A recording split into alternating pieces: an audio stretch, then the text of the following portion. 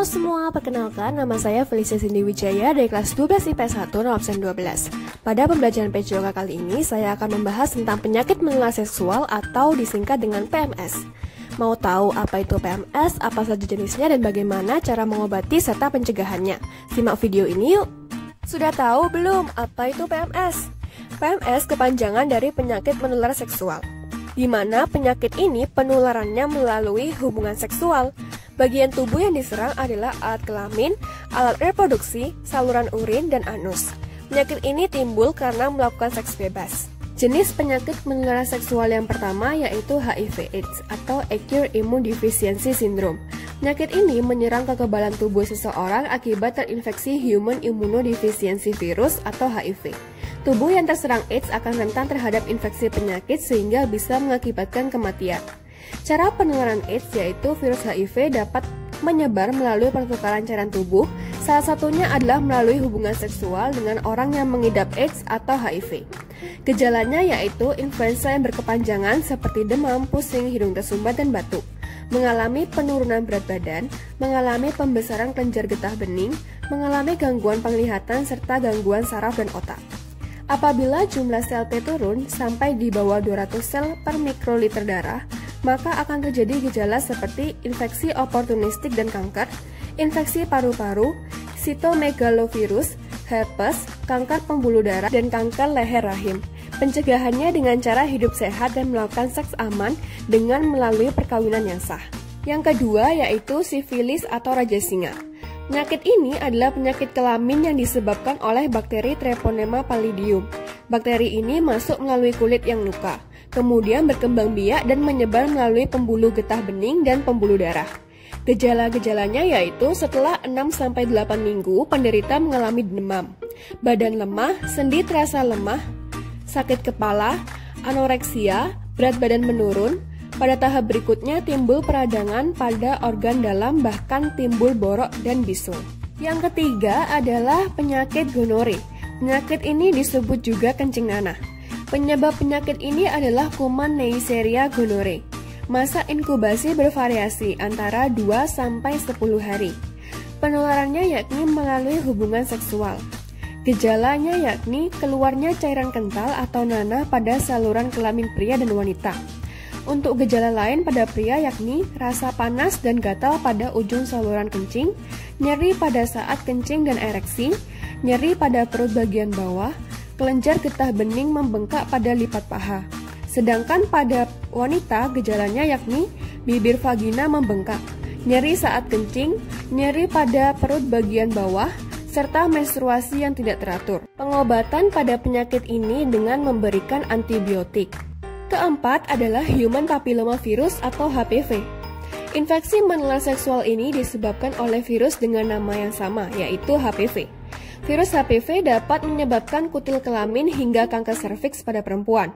Gejala kanker serviks stadium awal seringkali tidak khas, bahkan tidak bergejala. Penularan HPV terjadi melalui kontak langsung atau melalui hubungan seksual dengan penderita. Kelima adalah Chlamydia. Penyakit infeksi menular seksual ini disebabkan oleh bakteri Chlamydia trachomatis.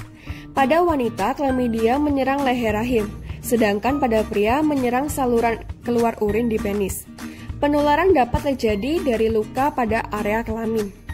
Yang keenam adalah trichomoniasis. Penyakit menular seksual ini disebabkan oleh parasit Trichomonas vaginalis.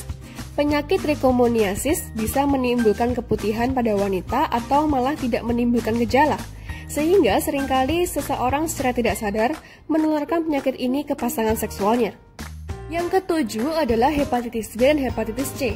Penyakit ini disebabkan oleh virus hepatitis dan dapat mengakibatkan gangguan hati kronis hingga kanker hati.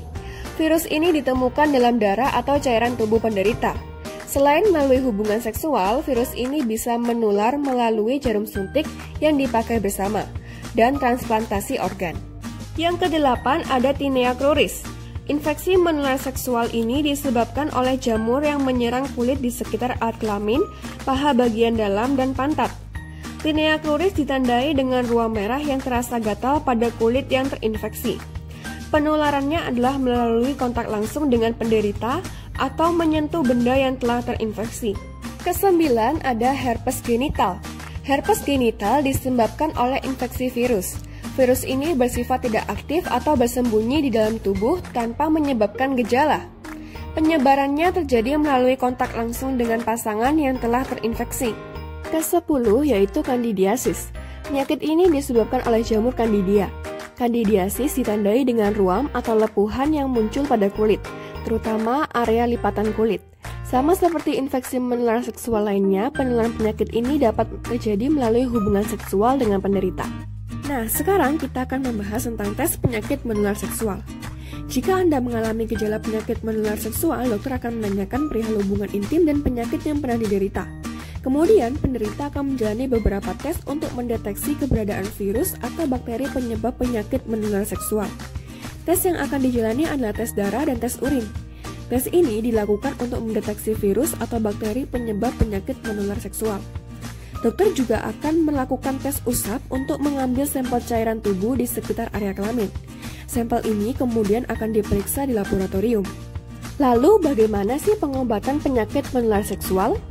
Pengobatan terhadap penyakit menular seksual disesuaikan dengan penyebab infeksi melalui pemberian obat-obatan berikut ini. Pengobatan yang pertama dengan pemberian antibiotik. Antibiotik digunakan untuk mengobati berbagai penyakit menular seksual yang disebabkan oleh infeksi bakteri, seperti gonore, chlamydia, dan sifilis. Antibiotik harus tetap dikonsumsi walaupun gejala yang dirasakan telah membaik. Hal ini dilakukan untuk mencegah infeksi kembali terjadi. Dokter juga akan menganjurkan pasien untuk tidak berhubungan intim hingga masa pengobatan berakhir dan gejala menghilang. Jenis antibiotik yang diberikan antara lain penisilin, doxycycline, amoxicillin, dan erythromycin. Selain membunuh bakteri, antibiotik seperti metronidazole dapat membunuh parasit pada penyakit trichomoniasis. Obat ini tersedia dalam bentuk tablet yang diminum maupun sediaan yang dimasukkan ke dalam vagina. 2. Dengan pemberian antivirus. Pengobatan dengan obat antivirus hanya bertujuan untuk meredakan gejala dan mengurangi resiko penyebaran. Jenis antivirus yang digunakan untuk menangani herpes genital adalah aciclovir, hamciclovir, dan valacyclovir.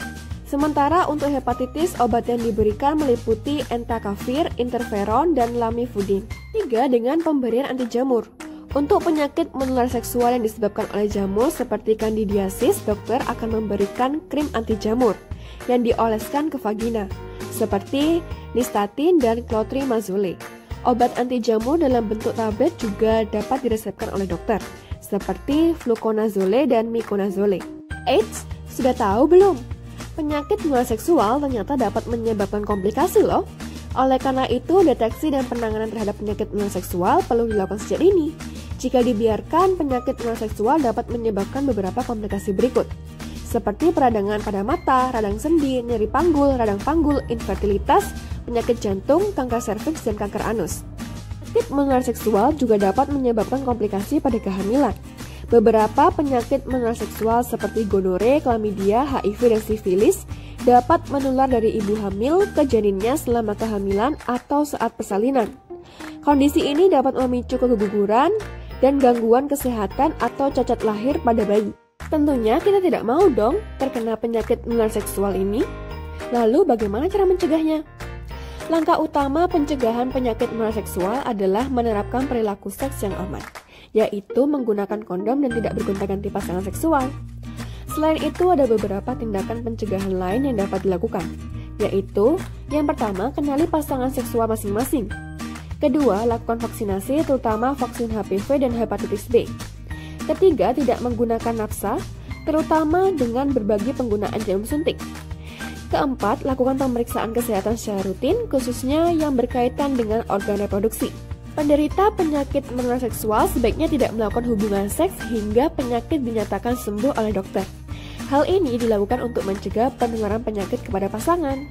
Gimana jadi banyak tahu kan tentang penyakit menular seksual? Yuk mulai dari sekarang kita mengubah pola hidup kita jadi lebih sehat untuk menjauhkan diri kita dari penyakit menular seksual. Itu dia tadi materi dan penjelasan saya tentang penyakit menular seksual. Semoga jadi banyak tahu dan banyak ilmu ya. Terima kasih sudah menonton dan salam sehat.